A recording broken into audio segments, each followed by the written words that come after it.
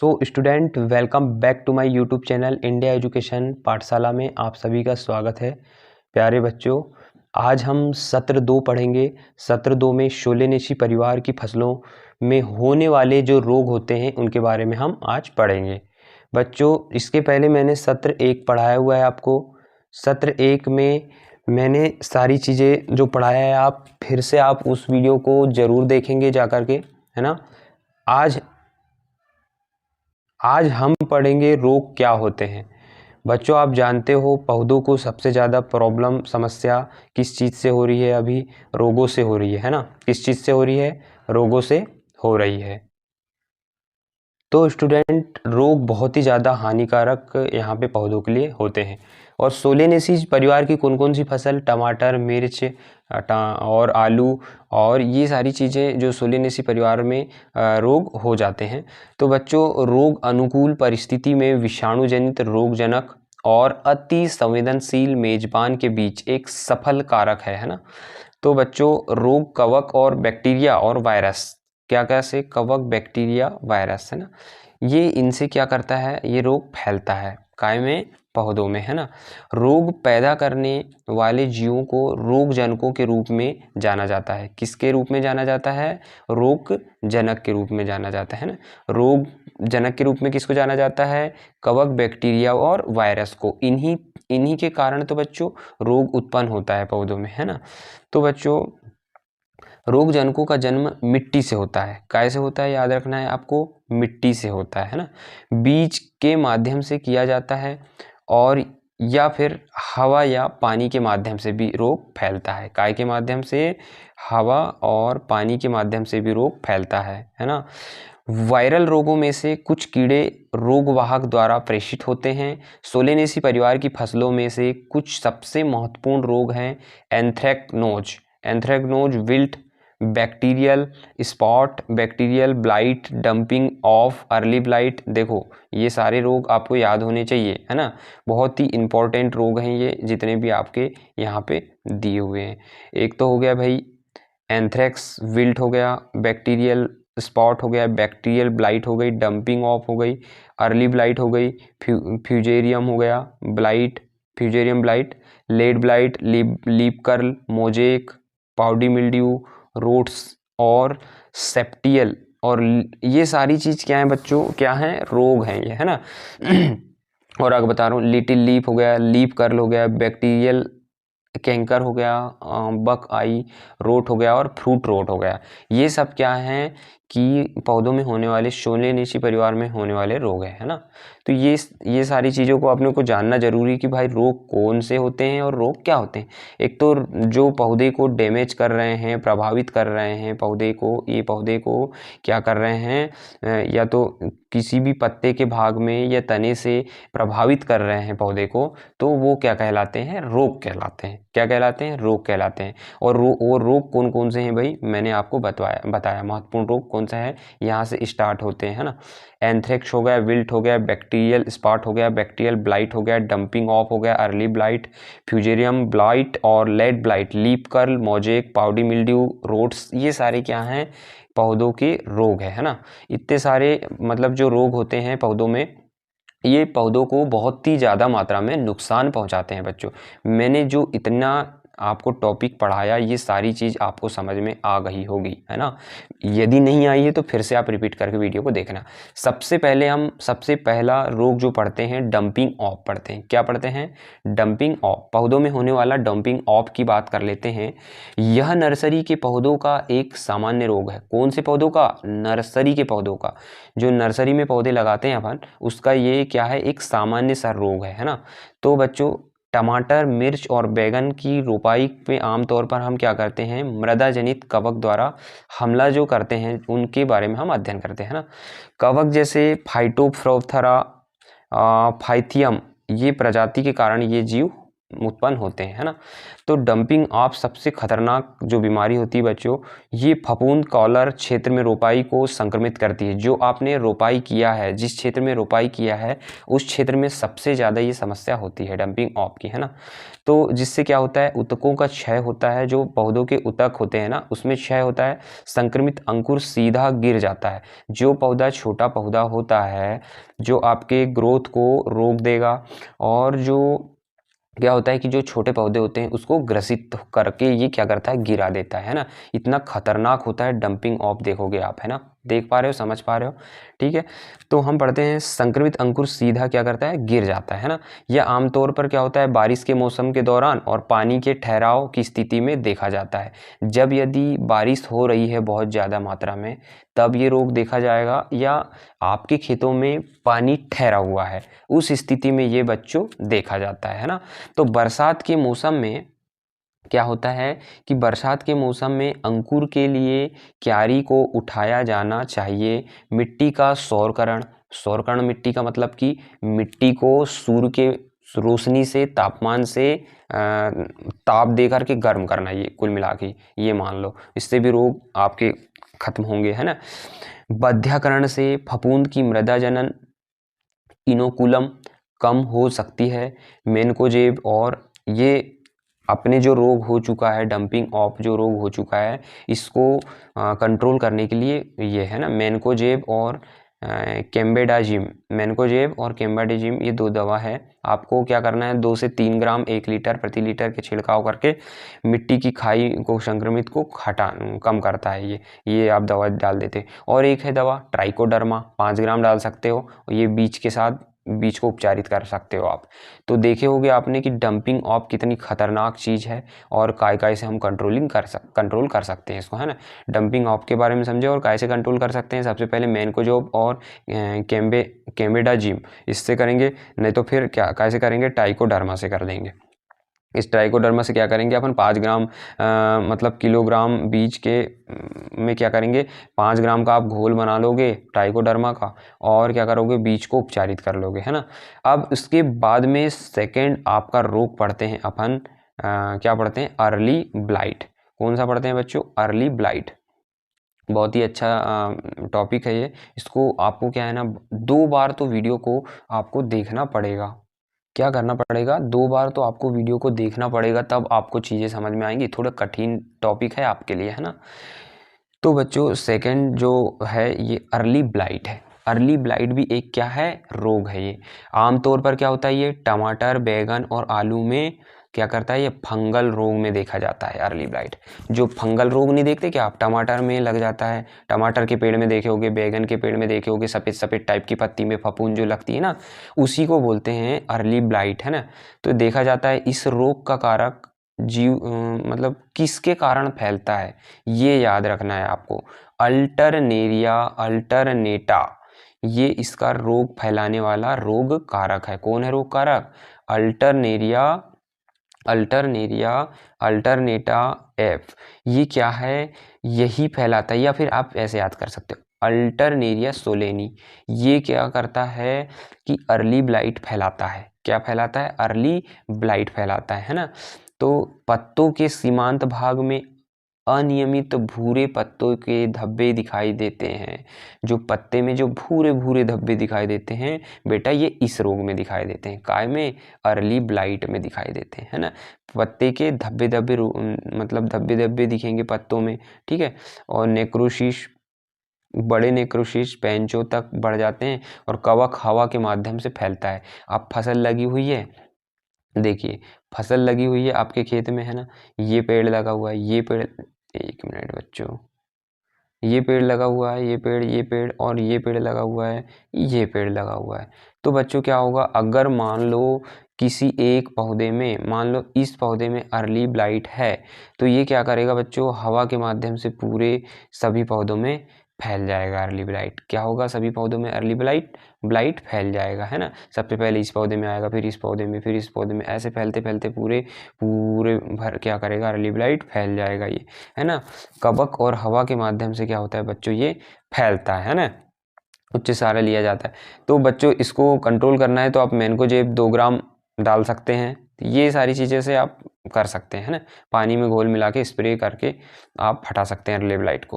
फिर उसके बाद में बैगन का फोमोप्सिस ब्लाइट पढ़ते हैं ना। बैगन का फोमोप्सिस ब्लाइट भी क्या करता है, बैगन का फफूंद रोग है जो फोमोप्सिस वैक्सेंस काय के कारण फैलता है। बैगन में फोमोप्सिस ब्लाइट फोमोप्सिस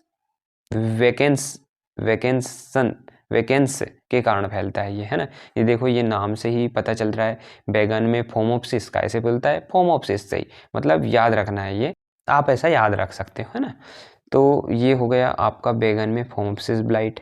उसके बाद में अब थोड़ा पढ़ लेते हैं इसके बारे में कि भाई रोग मुक्त सामग्री का आप अगर नियंत्रण करना है इसको, किसको, फोमोप्सिस ब्लाइट को नियंत्रण करना है आपको, तो क्या करोगे भाई, आप रोग मुक्त बीज का सामग्री का उपयोग करोगे, रोग मुक्त होना चाहिए, कार्बनडाजिम का छिड़काव करोगे, ठीक है, रोगस्ट टहनियों को हटा देंगे अपन।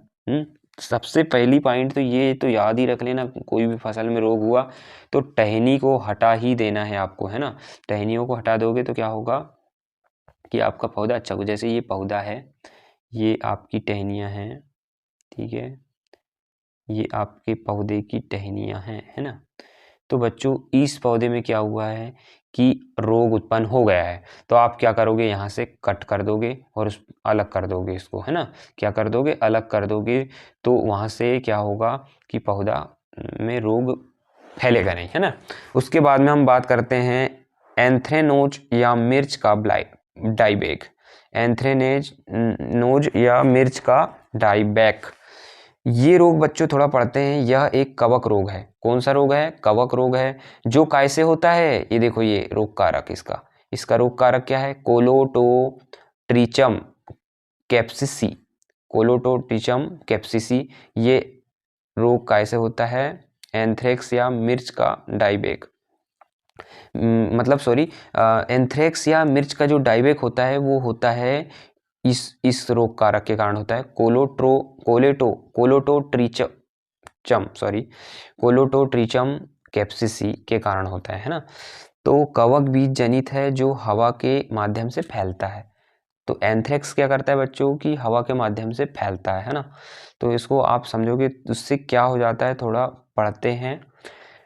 टेंडर टहनियों पर क्या होता है, यह पौधे की चोटी से टेंडर टहनियाँ या परगिलन मुरझाने लगता है, पौधा क्या होने लगता है, पौधा मुरझाने लगता है, और क्या, सूखना, ऊपर से नीचे की ओर सूखना शुरू हो जाता है, इसलिए इसे डाइबैक कहते हैं। क्या कहते हैं, डाइबैक कहते हैं। और पत्तियों की टहनियों और फलों के धसे हुए हल्के रोग को मतलब उत्पन्न करता है ये।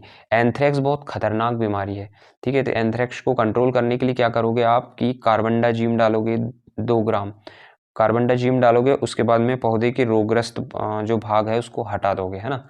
उसके बाद क्लोरोथिम जो ईसी क्लोरोथेनिल 25 ईसी का छिड़काव आप करोगे, ठीक है। फोलियर स्प्रे, रोग नियंत्रण, ये सारी चीज़ों से आप नियंत्रण कर सकते हो। इसको थोड़ा ध्यान से आप पढ़ लेना, है ना। उसके बाद में फिर आगे देखते हैं बैक्टीरियल विल्ट। क्या देखते हैं, बैक्टीरियल विल्ट। बैक्टीरियल विल्ट भी एक खतरनाक रोग है जो सभी सोलेनेसी परिवार की फसलों में सामान्य रोग है। और ये किसके कारण होता है, बैक्टीरियल राल्स्टोनिया सालोनेसेयरम बीमारी से जुड़ा है। इसके कारण ये क्या, बैक्टीरियल विल्ट होता है ना। लगभग आपको रोग कारक, इसको देख के आप रोग को देख करके रोग कारक पहचान सकते हो, ठीक है, कोई दिक्कत की बात नहीं है, और इतना ज़्यादा आपको रटने की ज़रूरत नहीं है। तो क्या होता है इसमें, हरा पौधा अचानक झुलस जाता है और गिर जाता है। क्या होता है, बैक्टीरियल विल्ट में अचानक झुलस जाता है पौधा, हरा पौधा, और गिर जाता है ना। रोग का यह प्रमुख लक्षण है और संक्रमित पौधा को काट कर अलग कर देना चाहिए। ये तो हर में सभी रोगों में करते हैं अपन। तने के कटे सिरे को एक गिलास पानी के धागे में डुबोया जाता है, तो इससे एक दूधिया पदार्थ प्राप्त होता है ना। तो क्या होता है इसमें कि रोग प्रतिरोधक किस्मों का प्रयोग करना चाहिए। यदि आपको नियंत्रण करना है बैक्टीरियल विल्ट का, तो आप क्या करेंगे, रोग प्रतिरोधक रोगों से लड़ने वाले बीजों का प्रयोग करेंगे। सोलेनेसी फसलों की बिना दीर्घकालीन फसलों का रोटेशन अपनाएंगे, मतलब कि फसल चक्र अपनाएंगे। क्या अपनाएंगे, फसल चक्र, मतलब पहले आपने टमाटर लगा लिया, उसके आपने बैगन लगा लिया, उसके बाद मिर्च लगा लिया, ऐसे आपको क्या करना है, चक्र अपनाना है ना। उसके बाद में बात करते हैं हम रोपाई से पहले क्या करेंगे, 30 मिनट के लिए स्ट्रेटोसाइक्लिन 150 ppm का क्या करोगे आप, छिड़काव कर सकते हो बीज रोपण की जड़ों में। तो रोपाई से पहले करना है आपको 30 मिनट के लिए क्या करना है, स्ट्रेटोसाइक्लिन 150 ppm, इसको क्या करना है, 6 लीटर पानी 1 ग्राम, 6 लीटर पानी में 1 ग्राम से क्या करना है, उपचारित करना है जड़ों को, बीज रोपण करने से रोपण करने से पहले। बीजों को भी कर सकते हो आप उपचारित और जड़ों को भी कर सकते हो। तो इससे फिर कुछ हद तक बैक्टीरियल विल्ट क्या होगा, मतलब कंट्रोल कर सकते हैं आप। उसके बाद में आ जाते हैं हम फ्यूजेरियम विल्ट। फ्यूजेरियम विल्ट की बात करते हैं, बहुत ही खतरनाक बीमारी है ये भी, फ्यूजेरियम विल्ट। खतरनाक किस टाइप से, थोड़ा पढ़ें। प्रभावित पौधों की पत्तियां पीली और सूख जाती हैं। जब पत्तियां पीली पड़ जा रही है ना और सूख जा रही हैं तो समझ जाओ फ्यूजेरियम विल्ट हो गया है। बाद में पूरे पौधे की मृत्यु हो जाती है, धीरे धीरे पौधा सूखने लगता है। तो अब इतना प्रभाव पड़ता है फ्यूजेरियम विल्ट में, तो आप क्या करोगे भाई, भूमि के एक ही टुकड़े पर लगातार सोलेनेसी परिवार की फसल की खेती से बचें। मतलब आपका ये एरिया है तो आपको यहीं पे मिर्च बार बार मिर्च वहीं मिर्च लगा रहे हैं आप, तो इस चीज़ से बचना है। कभी मिर्च लगा लो, कभी टमाटर लगा लो, कभी बैगन लगा लो, इस टाइप से बदल बदल के आपको क्या करना है, फसल लगाना है। फिर उसके बाद में क्या करेंगे, बीज को कार्बनडाजिम से उपचारित कर देंगे तो कंट्रोल हो सकता है। फिर उसके बाद में क्या करें कि 1 सप्ताह के अंतराल में टेबुकोनाजोल और कार्बनडाजिम, इससे क्या करेंगे, छिड़काव करेंगे, ठीक है। तो रोग, फैला हुआ रोग जो है प्रभावित होने से बच सकता है। तो फ्यूजेरियम विल्ट भी बहुत खतरनाक बीमारी है, इसको भी कंट्रोल करना बहुत ज़रूरी है ना। इसके बाद में पढ़ते हैं लीफ कर्ल रोग। कौन सा रोग है, लीफ कर्ल रोग। तो ये क्या होता है बच्चों, ये टमाटर और मिर्च का महत्वपूर्ण वायरल रोग है। क्या है, बहुत ही ज़्यादा महत्वपूर्ण वायरल रोग है। तो वायरल वाइट फ्लाई द्वारा प्रेषित होता है और पत्तियां नीचे की ओर मुड़ जाती हैं, है ना। लीफ कर्ल में क्या होती है, नीचे की ओर पत्तियां मुड़ जाती हैं और घूमी हुई भी दिखाई देती हैं, ठीक है। और क्लोरोसिस दिखाई देता है, का मतलब ये है कि भाई ये इसका हरापन भी थोड़ा थोड़ा कम होता है ना। और पौधे छोटे इंटरनोड्स के साथ वृद्धि रोक देते हैं, मतलब पौधे भी छोटे छोटे दिखाई देते हैं, नोट्स की तरह से छोटे छोटे हो जाते हैं और यह पौधे को झाड़ी नुमा बना देता है। और इसको लीफ कर्ल बहुत खतरनाक रोग है, झाड़ी नुमा बना देता है, पौधे की ग्रोथ कम कर देता है। पौधों में रोग गंभीर होने के कारण फूल और फल नहीं बनते हैं। पहली चीज़ तो कोई भी पौधे मतलब ऐसे झाड़ी नुमा बन जाएगा, अलग ही टाइप का बेकार टाइप का हो जाएगा पौधा, तो उससे क्या होगा, फल भी नहीं आएंगे और फूल भी नहीं आएंगे। तो ये बहुत ही खतरनाक बीमारी है लीफ कर्ल रोग, है ना। तो इसको ध्यान से आप देखेंगे और इसका कंट्रोल क्या क्या है आप थोड़ा पढ़ लेना यहाँ से भाई, ठीक है। अब इसके बाद में देखते हैं बैगन की छोटी पत्ती। मतलब कि जो क्या होता है, देखे होगे आपके घर में भी देखे होगे आपने, जब बैगन की क्या होता है, पत्तियां छोटी छोटी छोटी रह जाती हैं, तो इसी को बोलते हैं बैगन की छोटी पत्ती रोग। तो इसमें क्या होता है, विशेष लक्षण, पत्तियों की अत्यधिक कमी हो जाती है और झाड़ीदार उपस्थिति देने वाले झुंडों में कई पत्तियां एकत्र हो जाती हैं और छोटी छोटी पत्तियां हो जाती हैं, यही मान के चल लो आप। तो ये होता है बैगन की छोटी पत्ती। और कौन कौन से संक्रमण को रोकने के लिए क्या क्या उपयोग करना चाहिए ये दिया हुआ है। इमिडाक्लोप्रिड का आप छिड़काव करेंगे तो कुछ हद तक मतलब छोटी पत्तियां कंट्रोल होंगी, है ना। उसके बाद में root knot nematode. Root knot nematode बच्चों क्या होता है, जैसे कि ये पौधा है आपका, है ना। तो ये पौधा जो है तो इसके अंदर जो जड़ें हैं, ये जो जड़ें हैं, तो ये जड़ों में क्या होता है, नेमेटोड जो सूक्ष्म नेमेटोड होते हैं वो जड़ को खोखला कर देते हैं, जड़ को प्रभावित करते हैं, जड़ को नुकसान पहुंचाते हैं। वो उन्हीं को हम क्या बोलते हैं, रूट गॉट नेमेटोड। तो जड़ों की जो गांठ होती हैं वहाँ पे ये क्या करते हैं कि जड़ों को नुकसान पहुंचाते हैं। थोड़ा पढ़ें इसको। मृदा जनित नेमेटोड मेलोइडोगाइनी इनगोगिटा जड़ों के माध्यम से लगभग सभी सोलेनेसी परिवार की सब्जियों में संक्रमित करते हैं और नेमेटोड जड़ के सूजन और गांठ पैदा करते हैं। मतलब क्या करते हैं पौधे की जो जड़ें होती हैं उसमें सूजन या गांठ उत्पन्न करते हैं ये रोग, ठीक है।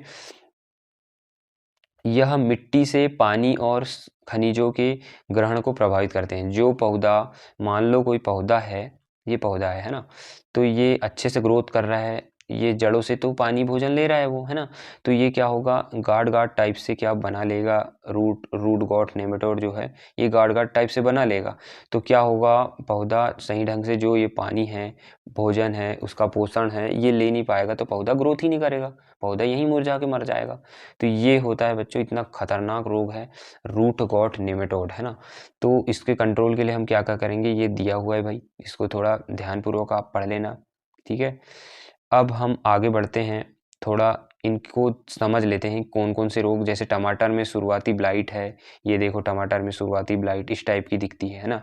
उसके बाद में आगे देखते हैं टमाटर में लेड ब्लाइट, देखो इस टाइप से लेड ब्लाइट।